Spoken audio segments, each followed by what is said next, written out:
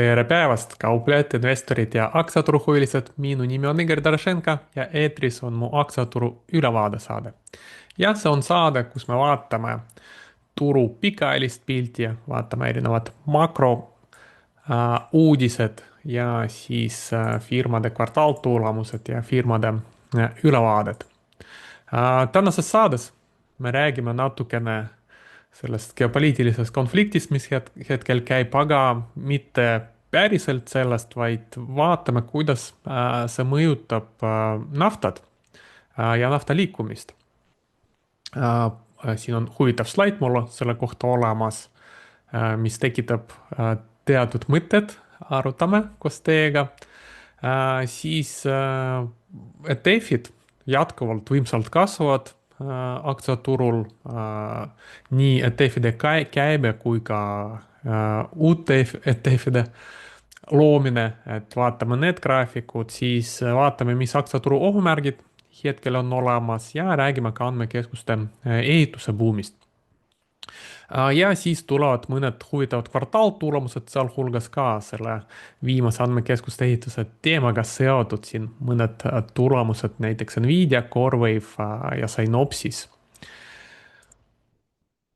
Enne kui me alustame, kõigepealt tahaks teid tänada likeide ja kommentaaride eest, et kui teile see saade meeldib, ärge unustage jätta kas like'i või kommentaari, see on hea tagasiside minu jaoks, et see saade teile meeldib ja motiveerib mind siis edasi sellised ülevaadet teha.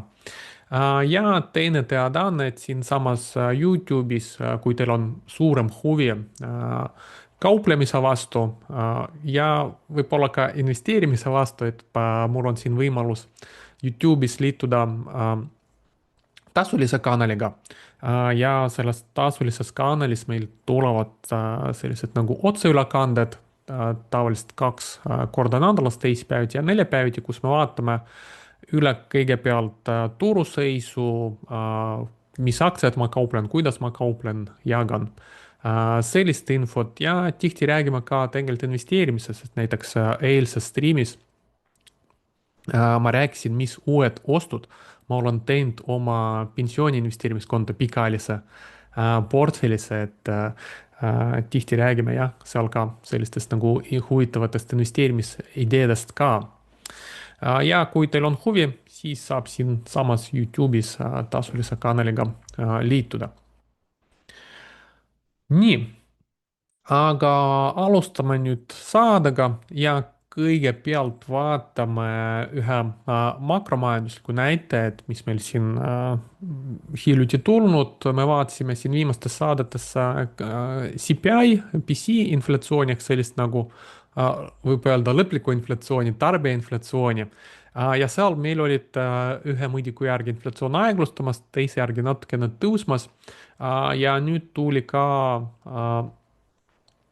niinimetatud PPI inflatsioon, producer price index ehk selline nagu tootjate inflatsioon, et põhimõtteliselt kui inflatsioon hakkab tekkima, ta kõigepealt tootjate jaoks tõusevad hinnad ja siis, kui tootjate nii-öelda sisendhinnad tõusevad, siis nad tõstavad hinnad lõpptarbijateni, et siis selline CPI, PC inflatsioon hakkab tõusma. Ja tihti on näha, et kui PPI hakkab tõusma, siis mõni viitega hakkab ka lõplik tarbijate inflatsioon tõusma. Ja kui me vaatame, mis on siin viimasel kuul juhtunud PPI inflatsiooniga, siis me näeme, et ta tegelikult alates eelmise aasta juunist on siin Ameerikas stabiliseerunud 3% juures, et see aastane PPI inflatsiooni kasv jäi 2,9% juures, aga kui me vaatame kuiselt, siis tegelikult kuiselt siin juba 4 kuud järjest selline kasvu kiirendamine käib ja oli jaanuaris juba 0,5% kasv võrreldes eelmise kuuga. Kui vaatame core PPI-d ilma kütuseta ja toiduta, siin tegelikult olukord veelgi natukene halvem, et me näeme siin core PPI on kasvamas kõrgem kui 3%, 3,6 ja tegelikult kuna me nägime, et CPI oli langemas, aga PPI on siin tõusmas, siin graafik näitab meil sellist nagu vahet PPI miinus CPI, mis põhimõtteliselt näitab, kui see läheb roheliseks, näitab seda, et lõpphinnad kasvavad kiiremini kui tootjate sisendhinnad ehk nad saavad rohkem kasumit, nende marginaalid paranevad. ja kui see läheb siin punaseks, tähendab, et CP kasvab aeglasemini kui PPI ja tähendab, et siis see survestab tootjate marginaali. ja siin me näeme põhimõtteliselt siis viimasel ajal, põhimõtteliselt viimasel aastal võib öelda 2025, siin on negatiivne mõju tootjate marginaalidele ehk põhimõtteliselt nende jaoks sisendinflatsioon kasvab kiiremini kui nende võimekus tõsta hinnad tarbijate jaoks ja siin ka me näeme 3 viimast kuud, see surve oli siin suurenemas. Nii et see ka võib viidata sellele, et tegelikult lõpptarbijate inflatsioon võib ka hakata varsti kasvama.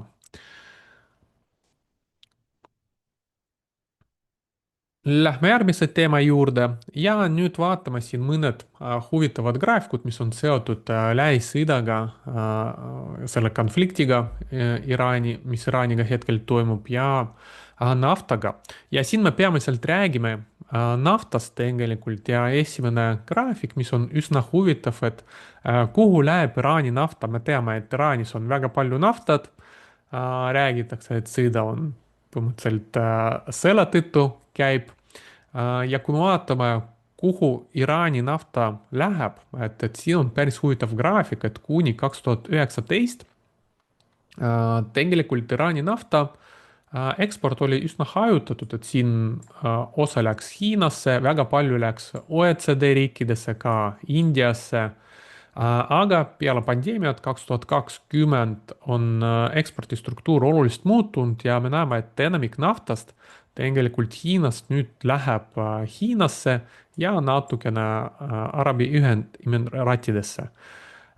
ja siis tekib selline nagu huvitav mõte mulle, et kas see rünnak, mis Ameerika tegi nüüd siis Iraani vastu ja varem ka Venezuela vastu, kas see äkki on ka üks sellisest nagu katsest tabada kohe kaks jaanest, et põhimõtteliselt ründad Iraani ja tegelikult survestad oma sellist nagu geopoliitilist oponenti Hiinat, ehk põhimõtteliselt kui Hiina impordib väga palju naftat Iraanist, kui sa võtad selle kontrolli üle, siis sa hakkad läbi selle ka Hiinat mõjutama. ja tegelikult sellele mõttele lisab rohkem sellist nagu tõenäosust juurde ka see graafik, mis näitab meile, kui palju Venezuela ja Iraani naftat eksportitakse Hiinasse, et põhimõtteliselt Iraan siin peaaegu 90% oma naftast Hiinasse saadab ja Venezuela rohkem kui pool oma naftast, 55%. ehk põhimõtteliselt Ameerika võtab kontrolli Venezuela ja Iraani üle ja siis nad saavad päris palju mõjutada need naftavoolud Hiinasse. et vaadates need graafikud, tundub, et jah, siis üritataksegi saavutada siis kaks eesmärgi korraga nende sõjaliste operatsioonidega. mis on veel huvitav, et siin graafikul me näeme Aasia regiooni ja siin on välja toodud see väike koht, mille kaudu siis eksporditakse väga palju naftat, mis seal Lähis-Idas toodetakse, üsna väike koht. siin Iraan väga palju mõjutab seda, Hormuzi, Strait of Hormuz nimetatakse selle ja siin kaardil näidatakse, mis riikidesse põhimõtteliselt kõige rohkem naftat eksportitakse selle kitsa koha kaudu. ja me näeme, et siin põhimõtteliselt väga palju lähebki just Aasia riikidesse, aga erinevad riigid siin sõltuvad sellest ekspordist erinevalt, et mida punasem riik, seda rohkem ta sõltub, et näiteks Jaapan, Filipiinid, siin Omaan, Pakistan ja Vietnam sõltuvad rohkem sellest naftast, mis selle koha läbi tuleb.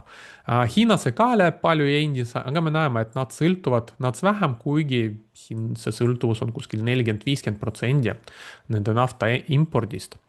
et suht suur tegelikult sõltuvus ja need, mis on väga punased, siin me näeme 89% nende nafta impordist sõltub sellest Hormuzi läbimisest. Siin alumine graafik näitab ka, kes on peamised ekspordijad selle Hormuzi kaudu ja kes on peamised siis vastuvõtjad selle nafta, et ekspordijatest on siin Saudi Araabia, Iraak, Araabia Ühendriigid, Iraan muidugi, Kuveit ja kõige rohkem saavad seda naftat Hiina, India, Lõuna-Korea, ehk me näeme, ongi siis kõik need Aasia riigid. Nii et selline huvitav, huvitavad slaidid siis naftavoolude kohta, mis tekitavad päris huvitavad mõtted. Nii, lähme edasi. Ja järgmise teemana meil on siin ETF-id. Et ETF-id alustasid see aasta üsna võimsalt. Alustame sellest esimesest vasakpoolsest graafikust, mis näitab meile, kui palju oli siis Ameerikas käivitatud uusi ETF-i siis jaanuarist kuni veebruari lõpuni ja me näeme eelmine aasta ja see aasta umbes sarnaselt, see aasta natukene rohkem, et juba peaaegu 180 uus ETF-i oli loodud, et selleks ajaks 2025, eelmine aasta oli loodud natukene vähem, umbes 150 uut ETF-i. Et jätkuvalt päris palju ETF-i luuakse, et tundub, et praegu on olemas ETF iga asja jaoks. Üksikaktsiate ETF-id, võimendusega üksikaktsiate ETF-id, kusjuures oli just hiljuti uudis, et SEC, Ameerika siis see väärtpaberi järelevalveorgan, ta tegi kõned ETF-ide väljastajatega ja ütles neile, et ärge tehke need 3-kordsed, 4-kordsed ja 5-kordse võimendusega ETF-i, et me ei hakka neid heaks kiitma, et tundub, et hakatakse juba seda võimendust ETF-ides natukene piirama, sest sellega tekib päris palju riski finantssüsteemile. Siin järgmine graafik näitab meil jällegi aasta algusest siis veebruari lõpuni, palju on olnud selline kumulatiivne käibe Ameerikas ETF-idega ja me näeme, et siis triljoonides, et see aasta on juba 14 triljoni põhimõtteliselt käibed tekitatud või kaubeldud ETF-ide kaudu, et see on palju rohkem kui eelmine aasta, samal ajal põhimõtteliselt siin enam-vähem 2 korda rohkem ja enne seda nii palju oli kaubeldud esimese 2 kuuga 2022. Ja me näeme, kui vaadata protsentuaalselt kogu käibest Ameerika turul, siis 5 aastat enne 2000, põhimõtteliselt 5 aastat enne praegust käesolevat aastat, see käibe oli umbes siin 28% ja praegu on keskmine päevane käibe kogu siis kauplemiskäibest on juba 32%. Ehk aina rohkem raha liigub siis ETF-ide kaudu ja rääkides sissevooludest, et siin me näeme kumulatiivsed sissevoolud ETF-idesse, et hetkel see aasta on alustanud ka üsna võimsalt, et pole kunagi varem nii palju, siin alates 2019, kui ETF-id hakkasidki võimsalt kasvama, et see aasta jällegi püstitab siin rekordeid, et sellise tempoga võime saada siin terve aastaga järjekordset sissevoolu rekordid 2024, 2025 me näeme, et iga aastaga on siin kasvanud. Ja kui vaadata sellist nagu keskmist päevast sissevoolu aastate järgi, siis hetkel selle algusega on juba 52% rohkem keskmine päevane sissevool võrreldes eelmise aastaga. Me näeme ka, et see on olnud siin kasvutrendis, et siis erandina siin paistab silmas, et 2021 oli ka selline väga tugev aasta aktsiaturu jaoks, aktsiaturud peale seda pandeemiat kiiresti kasvasid ja siis siin tekkis esimene selline ETF-ide ETF-ide vastu huvi kasv ja siis 2022-2023 turud olid languses, huvi natukene vähenes, ETF-idesse raha voolas natukene vähem sisse, aga põhimõtteliselt 2024-2025 ja praegu siis selline turud on tipus ja sissevool on rekordkõrge. Äh, kas turul on siis kõik nii hästi, et nii palju raha siis turu voolab ja erinevate ETF-ide kaudu? noh, ühelt poolt turud tegelikult tulles tagasi jällegi selle Lähis-Ida konflikti juurde, et me nägime, et turud ei saanud väga palju kõigutatud sellest, et viimasel ajal meil siin S&P peamine Ameerika indeks kaupleb suht külgsuunas, natukene langes, kui selline operatsioon algas Iraanis, aga juba viimaste päevadega siin hakkas isegi taastuma, et seal suurt langust ei tekkinud. Teiselt poolt mõned ohumärgid siis turul ikkagi tekivad, et siin üks huvitav graafik, mis näitab meil sellist olukorda, kui S&P meil põhimõtteliselt kõigi aegade tipust on ainult 2% madalamal, samas nii-öelda nagu kapoti all on näha, et sellist nagu tipu formeerumise märgid tekivad, et siin kirjutatakse, et selline olukord, kui sellised tarbekaubad, energiat, sektoriga seotud aktsiad tõusevad rohkem kui 10% ja samal ajal tehnoloogia ja finantssektori aktsiad on miinuses viimase põhimõtteliselt 3 kvartali jooksul. et sellist nagu divergentsi turul on tekkinud ainult 2 korda, et see oli aastal 1990, siis kui algas tegelikult selline Desert Storm, see oli selline sõjaline operatsioon Iraki vastu sealsamas Lähis-Idas ja siis 2000, siis kui oli siis meil Tecmuli tipp ja mõlemad olukorrad olid siis sellised nagu turutipud, et siin graafikul me näeme need kohad, et siis 2000 ja 1990. et kui selline olukord tekkis, siis siin meil tekkis väiksem korrektsioon, aga 2000 oli korrektsioon nad suuremad, siis 90-ndas järgmise 4 kuuga indeks langes -2% ja Tecmoli lõhkemisega 11% järgmise 4 kuuga, siis hiljem langes rohkem. et hetkel jah, oleme jällegi siin punktis, siin kirjutatakse ka veel, et lisaks tervishoiusektor ka selline nagu kaitsesektor, also lisaks ka käitus tugevamini kui S&P 500. nii et vaatame, kas seekord ka siin hakkab selline tipp tekkima, mille peale hakkab meil mingi korrektsioon tekkima või seekord selline noh, võib öelda üsna harulaadne olukord ei viigi tipuni. et viimati see oli siis meil 25-26 juba aastat tagasi.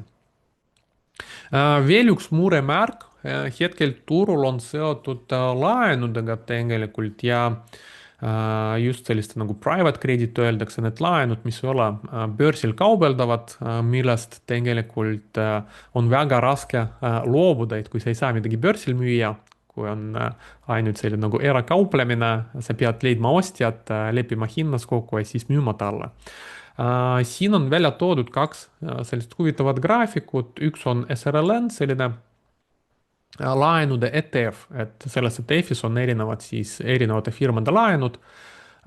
ja siin on välja toodud, et kui see ETF läheb oma 200 päevast libisevast keskmist madalamale, siis tihti tekivad sellised nagu bad events, halvad mingid asjad. et viimati, kui ta läks sellest libisevast keskmist madalamale, oli meil see tariifide langus, enne seda 2022-2023 siin Fed hakkas intressimäärad tõstma, Covidi ajal ka, siis siin 2015-16 Hiina devalveeris juaani, nii edasi ja hetkel ka põhimõtteliselt siis läheme sellest 200 päevast libisevast keskmisest madalamale, et kas Jällegi mingi selline kriis tulemas, noh, selline operatsioon on juba käimas, kas see on see või midagi veel tuleb.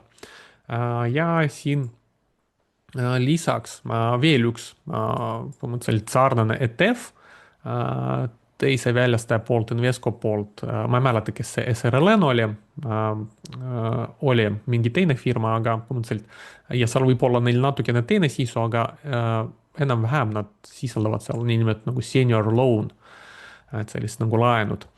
Et siin ka me näeme viimase 10 aastaga tavaliselt, kui see punane joon selle ETF oli drawdown'is, tegelikult me näeme, et sinine joon S&P tegi ka sellist nagu korrektsiooni. Ja tihti see S&P korrektsioon oli tugevam kui selle laenude ETF-i korrektsioon siin.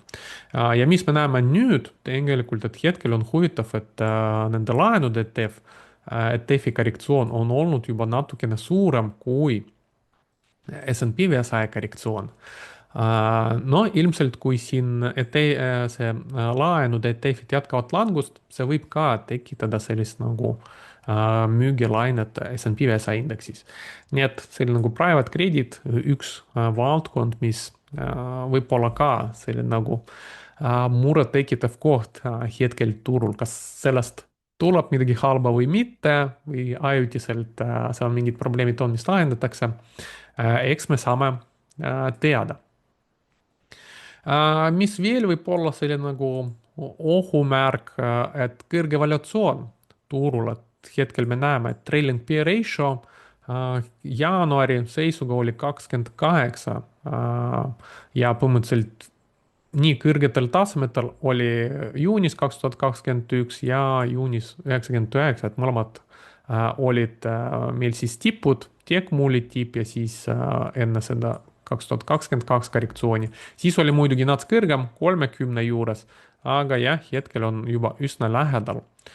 Et valuatsioon on üsna kõrge ja see on tekkinud sellega, kui me vaatame seda graafikut, et tegelikult näiteks siin S&P 500 indeks kasvas palju kiiremini kui S&P 500 firmade käibekasv, et käibe kasvas siin alates 2007 107%, aga indeks kasvas 371%. Ja kui vaadata majanduse kasvu, siis majandus kasvas üldse 43%, et siis me näeme põhimõtteliselt, noh, siin võib öelda, et selle raha printimisega raha peaks kuskile minema ja tundub, et see läheb rohkem sinna nagu finantsvaradesse, aktsiatesse kui reaalse majandusse. Ja just siin näha peale koroonat hakati palju raha printima, et siin hakkas selline lahklemine siin suurenema. Nii et jah, pidevalt siis mulle tundub, et selline aktsiad ei saa kasvada kiiremini kui firmade käibed ja majandus tervikuna. No tegelikult firmade käibed sõltuvad majandusest, et ka otseselt ja mingi hetk siis lihtsalt turg muutubki nii kalliks, et ta võib-olla lihtsalt selle tõttu võib minna korrektsioonini, et keegi ei taha kallid aktsiad osta ja pigem leiavad müüjad, kes tahakski nagu kasutada ära nii kõrged hinnad ja oma positsioonidest siis loobuda. Nagu Warren Buffett ütles, osta siis, kui kõik on kartlikud ja müü siis, kui kõik on ahned ja vaadates seda ETF-ide sissevoolu, tundub, et selline ahnus turul on olemas ja vaadates seda valuatsiooni. Eks Warren Buffetti Berkshire Hathaway me ka nägime, et juba ammu ei tee suuri oste, pigem hoiab cash'i ja isegi väljub oma Apple'i positsioonist hetkel, mis on üks suurimatest positsioonidest tema portfellis. Nii et jälgime, kuidas see olukord hakkab arenema. Lähme edasi ja järgmiseks teemaks meil on andmekeskused. Et siin esimest korda ajaloos toimus huvitav olukord. Andmekeskuste ehitamine, siin vaadatakse siis rahaliselt, kui palju raha kulutatakse siis andmekeskuste ehitamistele, et see ületas kontoripindade ehitamist, see sinine joon, et alates 2022 kuskil siis kontoripindade ehitamise maht hakkas siin nagu vähenema ja andmekeskuste ehitamise maht hakkas jõudsalt kasvama ja siis saavutasimegi seda olukorda, kus nüüd andmekeskuseid ehitatakse rohkem kui kontoripindasid. Kes võidab sellest? No hetkel kõige rohkem võidavadki need, kes tarnivad midagi sinna andmekeskuste ehitamiste jaoks ja sinna on vaja peale sellist nagu ehitusmaterjali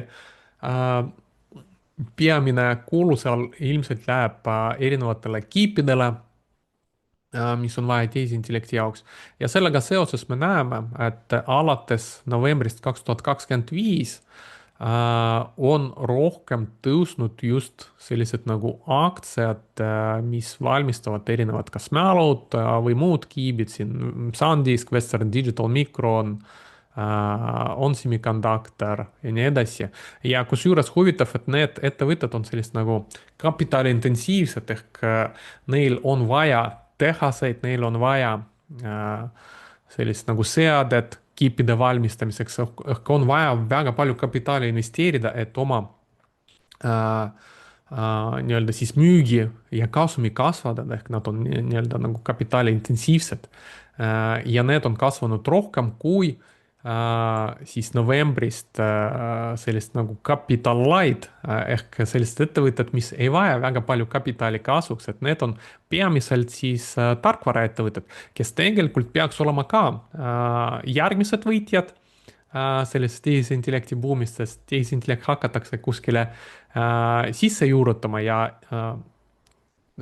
see peakski minema nendesse tarkvaradesse, mis hetkel pakutakse, et see tarkvara muutub targemaks, aga me näeme, et hetkel raha voolab sisse siis selliste nagu esimese faasi nii-öelda tehisintellekti arenemise faasi, kus ehitatakse andmekeskused ja tegelikult need tarkvarafirmad tegid väga suure korrektsiooni, et siin kuni –50% me näeme siin Intuit, ServiceNow, Gartner, Palo Alto Networks, CrowdStrike, et sellised nagu väga huvitavad ettevõtted hetkel on väga suure alahindlusega.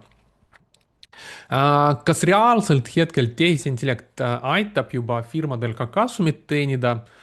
No hetkel veel mitte, et siin on huvitav graafik, mis näitab meile, et sellest andmekeskuste suurest ehitamisest, tehisintellekti sisse juurutamisest suurt mõju firmade kasumitele veel ei olnud. Et vaadates need viimase neljanda kvartali, eelmise aasta neljanda kvartali earnings call'i ehk põhimõtteliselt need kommentaarid, mis firmad või sellised nagu kõned, mis firmad teevad, kui nad raporteerivad tulemused, et 54% firmadest arutas seal, kuidas tehisintellekt mõjutab nende produktiivsust või tootlikkust, aga ainult 10% said öelda sellist nagu reaalselt mõõdetava mõju produktiivsusele ja mis on veelgi huvitavam, et ainult 1% firmadest suutis öelda sellist nagu mõõdetava mõju tehisintellekti pool reaalsetele kasumitele. Ehk põhimõtteliselt väga palju raha pannakse sisse hetkel tehisintellekti, aga reaalselt see mõjutab firmade kasumeid, kes seda tehisintellekti kasutavad, ainult 1% ütles, et seal nad said mingi mõju sellest.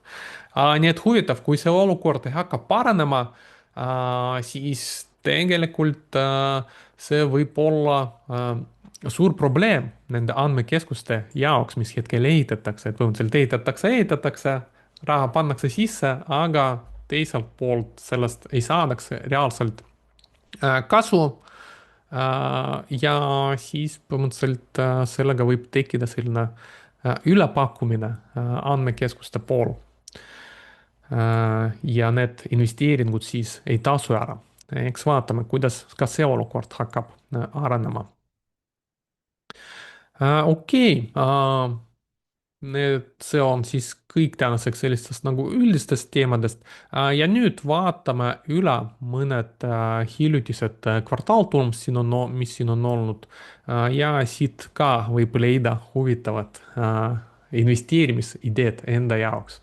Alustame sellist ettevõttest nagu Booking Holdings, mis põhimõtteliselt ettevõte, mis omab seda tuntud veebilehe nagu booking.com. Ma ise seda päris palju kasutan, kui kuskile reisile käin, siis tihti just booking.com kaudu broneerin endale elamist ja mõnikord ka auto rendi.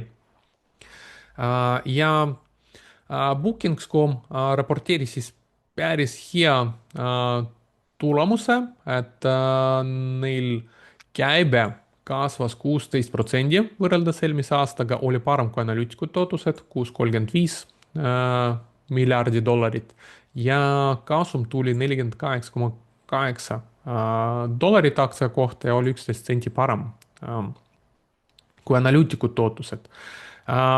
Siis nad tõstsid ka dividendi kuni 10,50-ni aktsia kohta ja lisaks lõpuks Booking.com teeb ka splitti 25 1-le, et aktsia hind on muidugi ülikallis, üle $4000 maksab üks aktsia, igaüks ei saa seda endale lubada, kui noh, kaubelda näiteks LHV või Swedbanki kaudu. Kui saab murdosa aktsiaid osta näiteks Lightyeari või teiste brokerite kaudu, siis ikkagi saab ükskõik mis summa eest osta, aga jah, tavaliselt firmad teevadki splitid isegi varem, kui hind jõuab $4000 aktsia kohta, aga siin lõpuks jah, siis see split tuleb, aktsia läheb odavamaks. Mis veel huvitavad, et nad tõstsid järgmiseks kvartaliks prognoosiga, et ootavad käibekasvuks endiselt 14-16% ja käibet oodatakse natukene parem, kui analüütikud ootasid. Aktsia hind, ta on juba aasta alguses tegelikult siin olnud languses koos kogu tarkvarasektoriga ja peale kvartaaltulemust langes lisaks veel 6%, kuigi järgnevatel päevadel siin natukene juba taastunud. Kui me vaatame kvartaalselt tulemused, siis näeme, et see äri on suht sesoonne. Ehk siin tundub, et kolmandas kvartalis kõige rohkem reisitakse ja siis kolmanda kvartali käibe on tavaliselt kõige suurem ja siis neljandas läheb natukene väiksemaks. Aga üldiselt see on siin käibe, siin me näeme tõusutrendis, firma on kasumlik. Siin aastaselt näeme, eelmine aasta oli rekordkäibe ja ainuke aasta, millal neil reaalselt tekkis selline nagu probleem, oli 2020, kui majandus läks kinni, reisida ei saanud ja siis me näeme, kui oluliselt neil siin käibe langes, kuigi isegi see aasta nad suutsid siin natukest kasumit näidata, et neil on ülihea marginaalsus, gross margin on 97% lausa ja profit margin on 20%. Et päris kasumlik ettevõte. Ja kui vaadata Guru Focus evaluatsiooni, siis tegelikult selle langusega Booking.com läks isegi veidi allahinnatuks, kui me vaatame peer ratio 25, tulevane 13. Tegelikult sellise nagu kasvuga, mis Booking.com näitab, see forward peer ratio on juba väga ahvatlev. Nagu lisaks dividendile, mis nad tõstsid, see raha, mis nad teenivad, nad suunavad ka aktsiate tagasiostudele ja me näeme, et alates 2014 tegelikult sinised tulbad siin aktsiate arv oluliselt vähenenud ja rohelised tulbad näitavad meile palju aktsiaid nad tagasi ostnud, et siin 2023 9% aktsiatest ja eelmine aasta 3% aktsiatest ostsid tagasi. Nii et tagastavad juba raha aktsionäridele ka. Ja mida tegid gurud ehk sellised tuntud fondihaldurid neljandas kvartalis Booking.comi aktsiaga, me näeme, et natukene rohkem on ostnud kui müünud, aga viimast 3 kvartalit siin suurt aktiivsust ei ole. Nüüd on huvitav vaadata, mis tuleb, kui avalikustatakse esimese kvartali tehingud või positsioonid, et kas nad kasutavad ära seda alahindlust hetkel, mis on tekkinud hinnalangusega, et natukene rohkem Booking.comi aktsiaid osta. Edasi vaatame tulemust sellelt firmalt nagu Hims and Hers Health. Aktsia on üsna palju rallinud 2024, 2025, aga siis jah, kus eelmise aasta suvel kuskil siin tekkis tipp $70 juures ja aktsia hakkas langema ja hetkel juba kaupleb $17 juures. Et kas aktsia on nüüd odav ja miks selline aktsia hinna langus, mis seal juhtus fundamentaalselt? Tulemus, mis nad raporteerisid neljanda kvartali kohta, kasum oli tegelikult parem, 50% parem kui analüütikud ootused. 8 sendi aktsia kohta tuli, analüütikud ootasid ainult 4. Käibe võrreldes eelmise aastaga kasvas üsna kiiresti, 28%. Ja oli natukene väiksem kui analüütikud ootusid.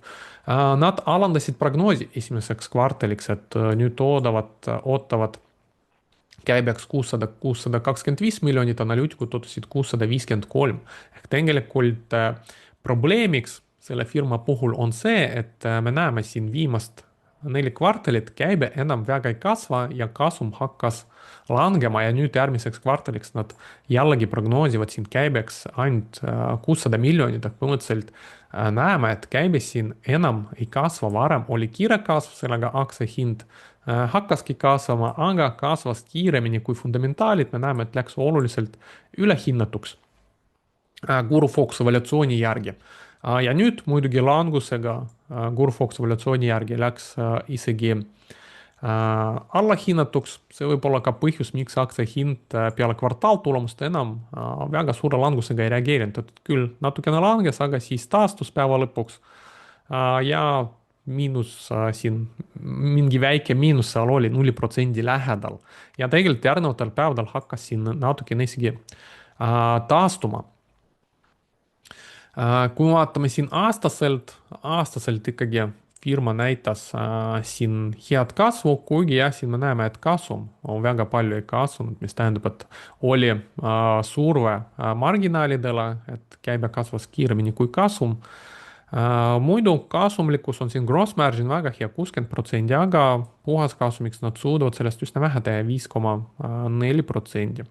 Ja P-ratio 27, tulevane 20.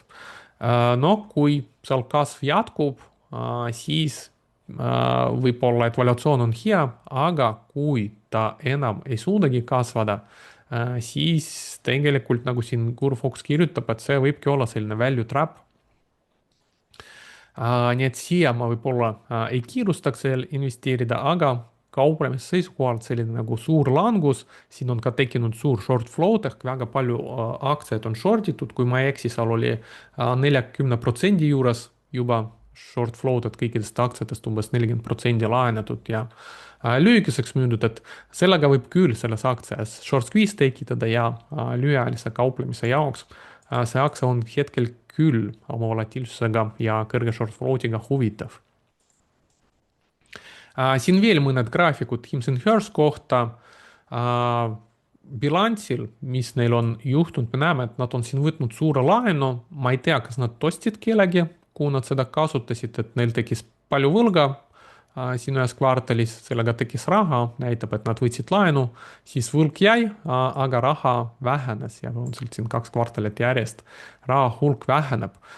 Natukene raha nad suunasid nüüd, kuna aktsia hind langes ka aktsiate tagasiostudesse, viimases kvartalis tegid natukene tagasioste. Aga gurud ehk fondihaldurid siin tegelikult me näeme või 4. kvartalis ehk siin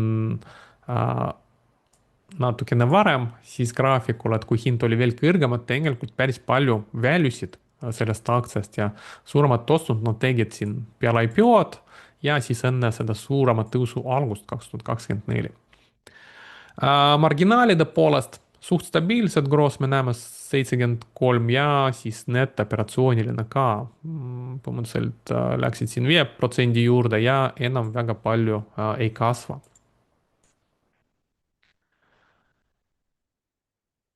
Järgmine kvartaal tulemus, mis me vaatame, on DigitalOcean, DOCN. See on üsna huvitav firma, mis pakub siis sellist andmekeskuste infrastruktuuri erinevate otstarbete jaoks. Peamised kliendid on sellised väiksema, keskmise suurusega ettevõtted, startup'id ja DigitalOcean raporteeris suht head tulemused, siin käibe oli nats parem kui analüütikud ootasid, kasvas 18% võrreldes eelmise aastaga ja kasum aktsia kohta tuli ka parem kui analüütikud ootasid, 44 senti, analüütikud ootasid 38. Prognoosi, mis nad andsid, umbes enam-vähem sama, mis analüütikud ootasid ja mis on huvitav, et neil net revenue retention rate on tõusnud, et oli viimasel kvartalil 99 ja nüüd läks 101% juurde ehk kliendid hakkasid kuulutama selle platvormi juures rohkem võrreldes eelmise kvartaliga. Et kui see on 100% või rohkem, tähendab, et kliendid jäävad selle teenusega ehk maksavad sama palju või siis kui 100%-st rohkem, et hakkavad isegi rohkem maksma. Aktsia hind reageeris siin tõusuga 6%, ta on juba enne seda päris korralikult meil siin tõusnud peale tulemust pluss 6%, aga hakkas siin natukene langeda veel. Kas see korrektsioon võiks olla siin huvitav ostuvõimalus, kui see lõpeb, et siin muidugi tasub ära oodata, millal see korrektsioon lõpeb, võib-olla ta tahab siin testida 200 päevast libisevat keskmist. Pole seda ammu testinud. No kui vaatame siin kvartaalselt, väga ilusti areneb ettevõte, et iga kvartal käibe kasvab, juba kasumlik, et siin mingi erakorraline kasum oli isegi viimases või kolmandas eelmises kvartalis. Aastaselt, eelmine aasta oli siis käibe kasumi rekord, käibe ilusti kasvab, kasum kasvab, et ta on muutunud siis 2023 kasumlikuks juba ja 3 aastat järjest on juba kasumlik. Päris hea marginaalsus, gross 59, peaaegu 60, operatsioonil 17 ja siin selle erakorralise kasumi tõttu hetkel profit on natukene isegi, profit margin natukene kõrgem kui operatsiooniline marginaal, 28, eks ta läheb siis väiksemaks, tegelikult ta peaks olema 17%-st väiksem.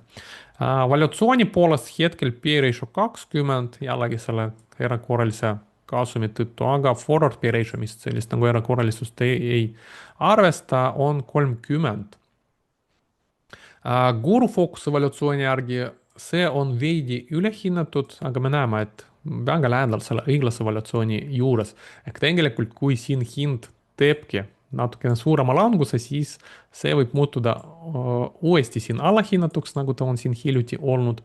Ja tegelikult vaadates neid prognoose, tundub olevat üsna huvitav investeering küll. Kui vaadata kurude tegutsemist, siin on näha tegelikult 3 viimast kvartalit ja eriti 4. kvartalis nad on palju rohkem ostnud kui müünud DigitalOceani aktsiad. Nii et see on üks huvitav aktsia, mis ma ise suure huviga jälgin.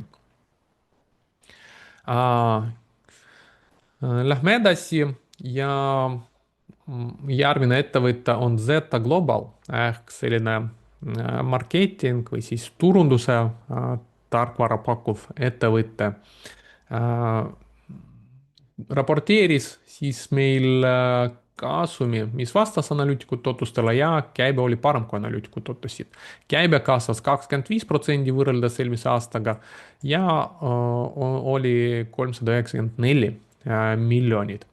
Tõstsid prognoosi järgmiseks kvartaliks, et nüüd ootavad 1,75, 1,76 miljardit, analüütikud ootasid 1,72, et näevad kiiremat kasvu. Aktsia hind, ta on enne kvartaaltulemust olnud languses ja siis peale kvartaaltulemust siin tõusnud 5% järgnevatel päevadel jäi samal tasemel ja isegi siin see nädal natukene tõusnud lisaks ka. Kvartaalselt me näeme, ettevõte suht ilusti kasvatab käibed. Siin 2024 üks kvartal oli plussis ja viimane kvartal ka väikses plussis juba oli. 2023 oli rohkem kahjumlik ja me näeme, et kuidas ta siin muutub, kahjum väheneb ja siis hakkab kasum tekkima.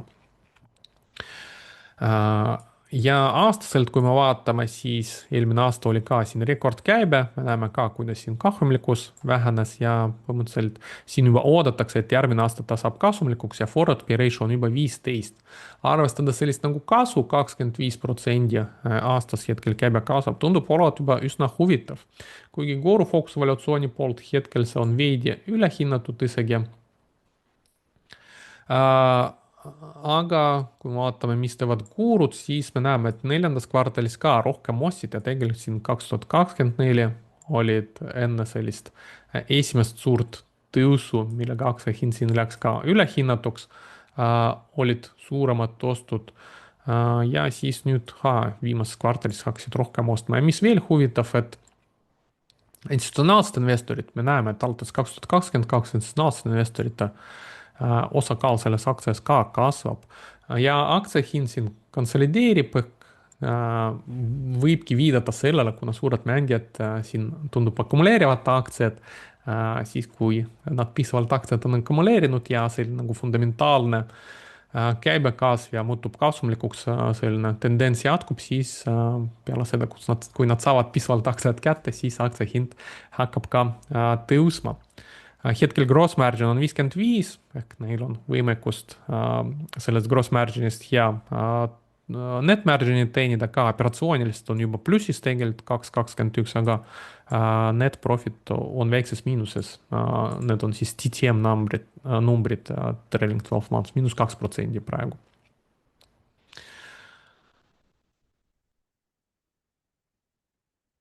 Järgmine ettevõte on otseselt juba seotud tehisintellektiga, ticker Tempus AI, üks hiljutine IPO, ta siis ühendab nii-öelda tehisintellekti ja meditsiini omavahel, et aitab siis tehisintellektiga seal meditsiinivaldkonnas arengut ja tulemused, mis nad raporteerisid, et see firma on veel kahjumlik, nad raporteerisid kahjumi 4 sendi aktsia kohta, analüütikud otsusid täpselt sama numbrid ja see ettevõte on hetkel kiiresti kasvav, käibe kasvas 83% võrreldes eelmise aastaga ja on jõudnud juba 367 miljonini, see oli 5 miljoni võrra suurem kui analüütikute ootused. Nad tõstsid prognoosi ka järgmiseks finantsaastaks, et ootavad nüüd 1,59 miljardit terveks aastaks. Analüütikute ootus oli 1,58. Aktsia hind saavutas siin tippu oktoobris kuskil $100 juures, natukene kõrgemal tasemel oli ja nüüd kaupleb siin $50 juures ja peale kvartaaltulemust ka aktsia hind tegi siin veel 7% languse.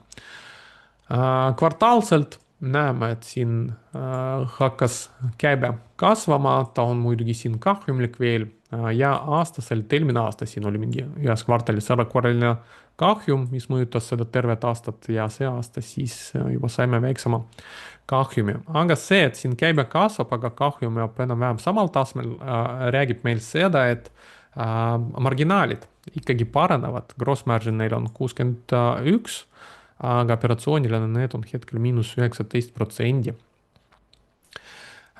Et jah, kuna ta on kahjumlik, siin aktsia võib väga volatiilne veel olla, siin forward P ratio isegi ei ole, Gurfox valuatsiooni mudeli ka hetkel ei ole, kuna ta ei ole börsil nii kaua, et värske IPO. aga siin saame vaadata, mis analüütikute prognoosid on, et hetkel analüütikute target keskmine on 81, siin 14 analüütikut katab seda aktsiat, mis on umbes 53% upside'i.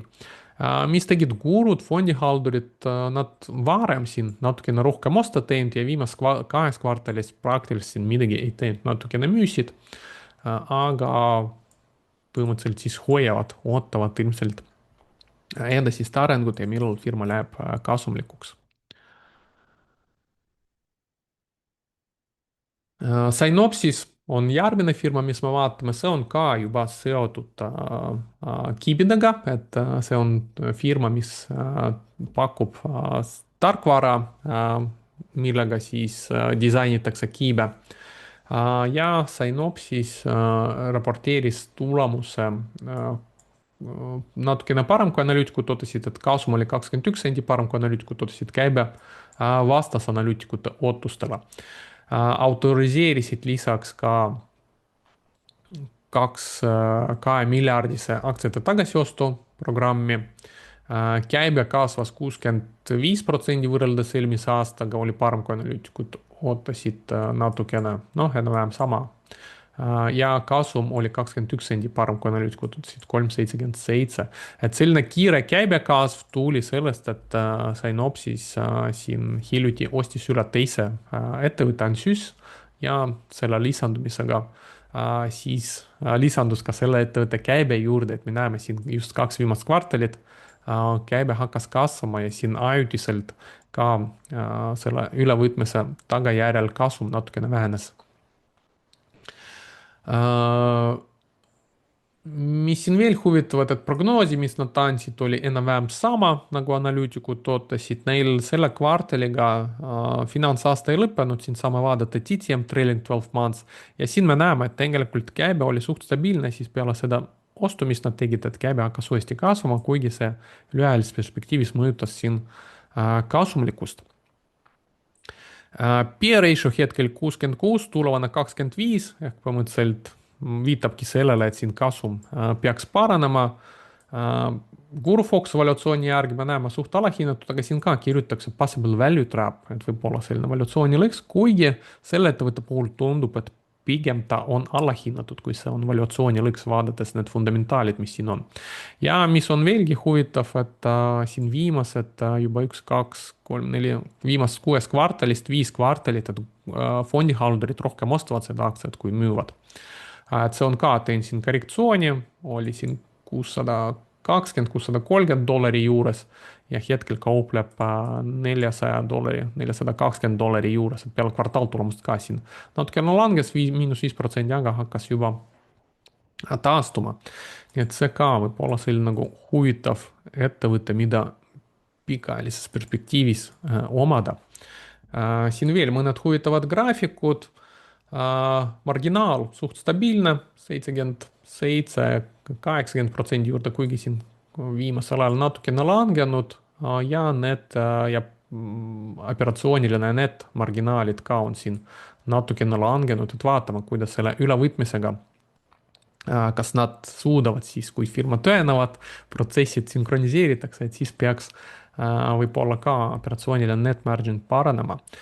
Muidu kasum me nägime, et vähenes see roheline tulp, net income, aga tegelikult kui vaadata rahavood, operatsiooniline free cash flow, need on tegelikult siin isegi kasvanud.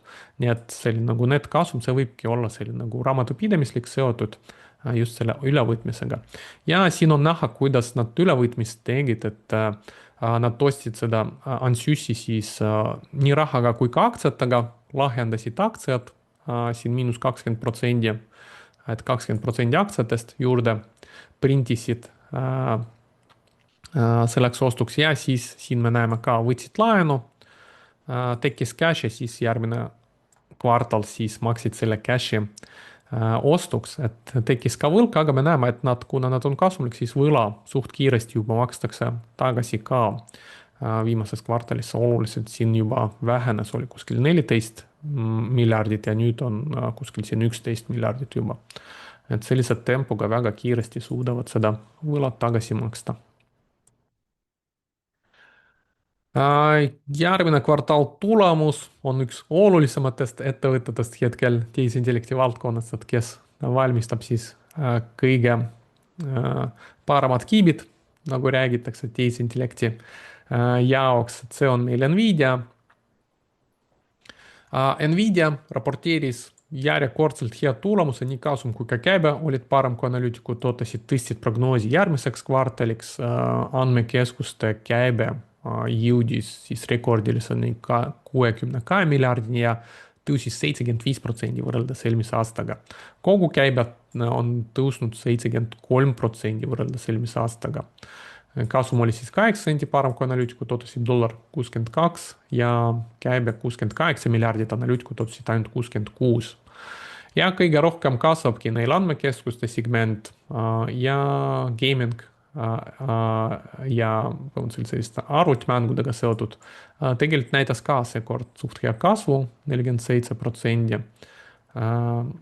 Ja tõstsid prognoosi ka esimeseks kvartaliks, et ootavad 76-79 miljardit, endiselt ütlevad, et tugev nõudlus nende kivide vastu ja analüütikud ootasid 73 miljardit.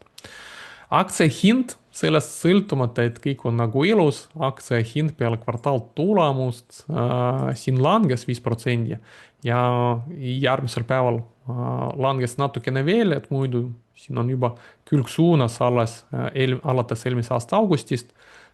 Kaupleme natukene hakkas taastuma viimastel päevadel. Ja tegelikult see, et siin fundamentaalselt me näeme, Nvidia käibekasum väga jõudsalt kasvasid, väga hea marginaalsus, gross 71, profit on 55 nagu mingil tarkvarafirmal. Kuna fundamentaalselt oli kiire kasv, aga aktsia jäi samal tasemel, tegelikult sellega aktsia hind on muutunud siin ka alahinnatuks, kuigi siin ka kirjutatakse possible value trap, et võimalik nagu valuatsioonilõks, aga kui need prognoosid peavad paiku, me näeme prognooside järgi, siis tegelikult siin on hind juba üsna odav ja kui vaadata P-ratio't 36 ja tulevane on ainult 16 ja firma kasvab 70% võrreldes eelmise aastaga. Jah, tundub, et Nvidia aktsia on hetkel isegi väga huvitavaks muutunud. Aastaselt, kui me vaatame, et siin 2024 toimus see oluline muudatus tehisintellektiga seotud ja siis siin käibe ja kasum hakkasid jõudsalt kasvama, et eelmine aasta siis oli siin rekord käibe ja kasum juba.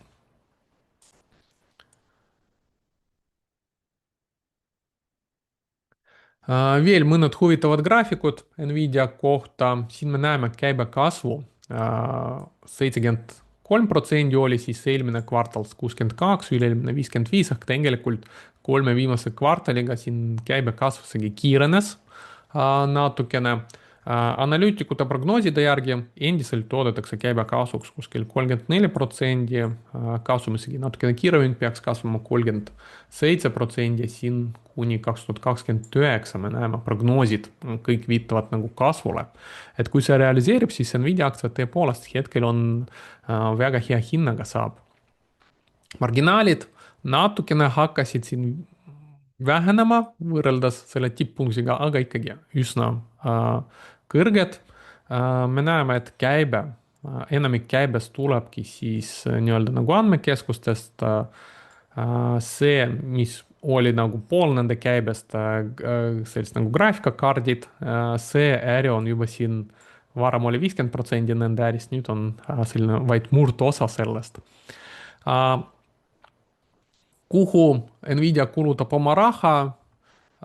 Noh, me kuulsime, et investeeritakse OpenAI-se ja teistesse firmadesse ja neil bilansil tegelikult hetkel juba üle 60 miljardi, et bilansil vaba raha hulk kasvab, maksavad ka mingi dividendi, aga see on siin üleväike 0,02%.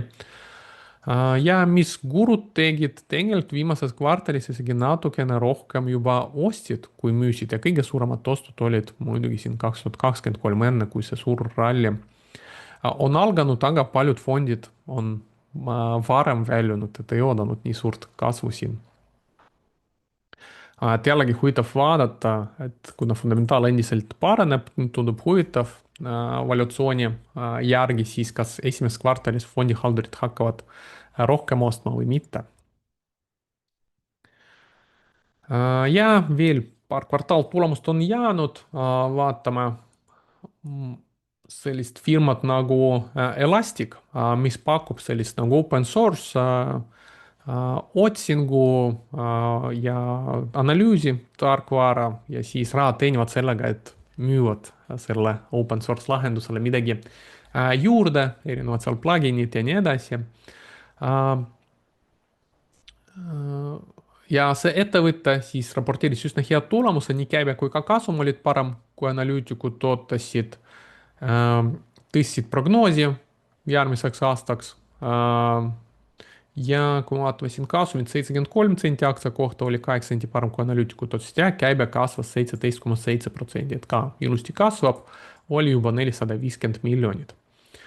Ja siis terveks järgmiseks aastaks tõstsid prognoosi, ootavad juba käibeks 1,7 miljardit kuskil, 1,73, 1,74, analüütikud ootasid 1,72.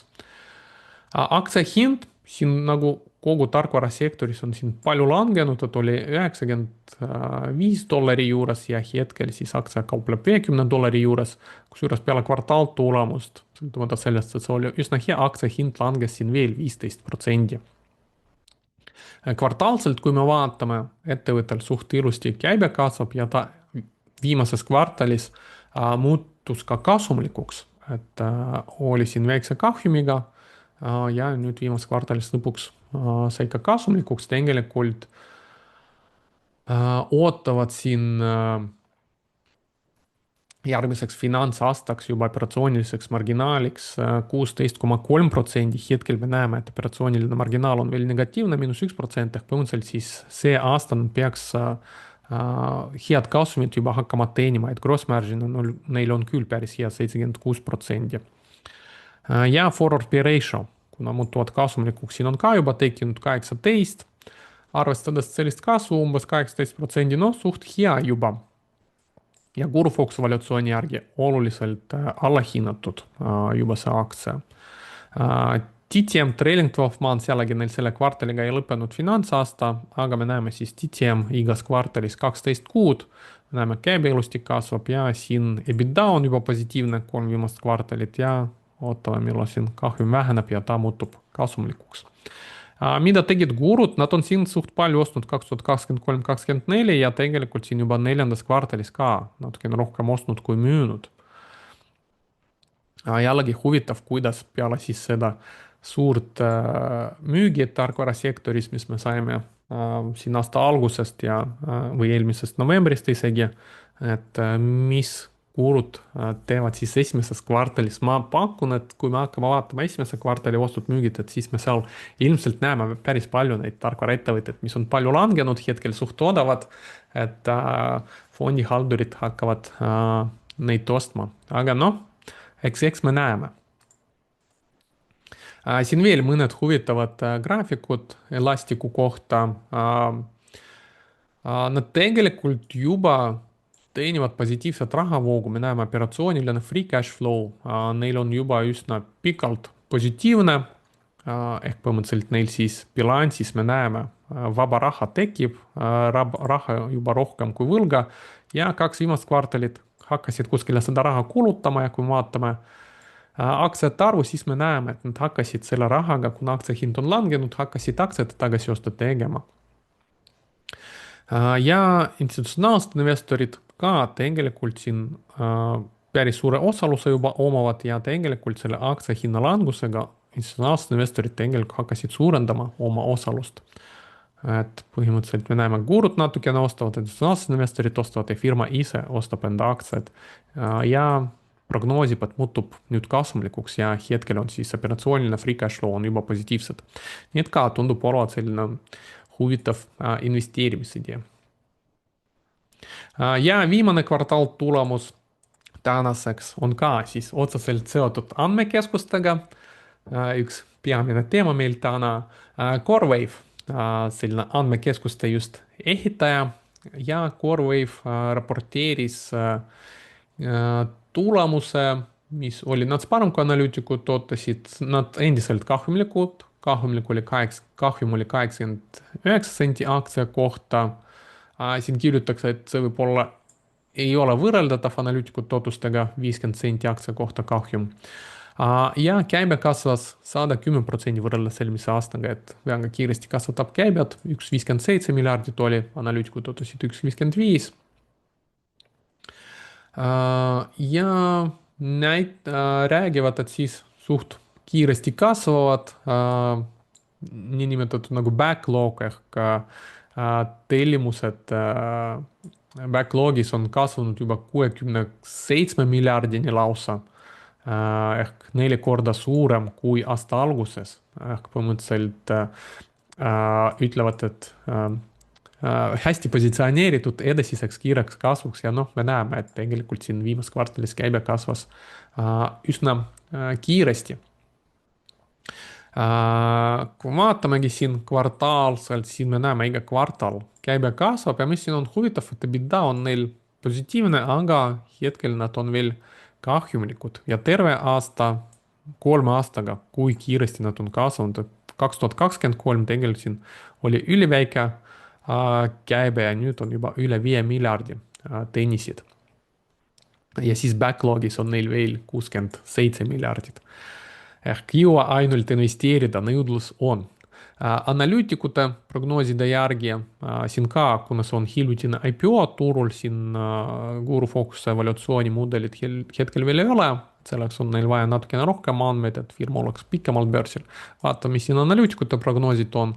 122 oodatakse aktsia hinnaks, hetkel hind $75 juures ja tegelikult olnud siin ka langustrendis ja peale kvartaaltulemust ka –18% aktsia hind on kukkunud.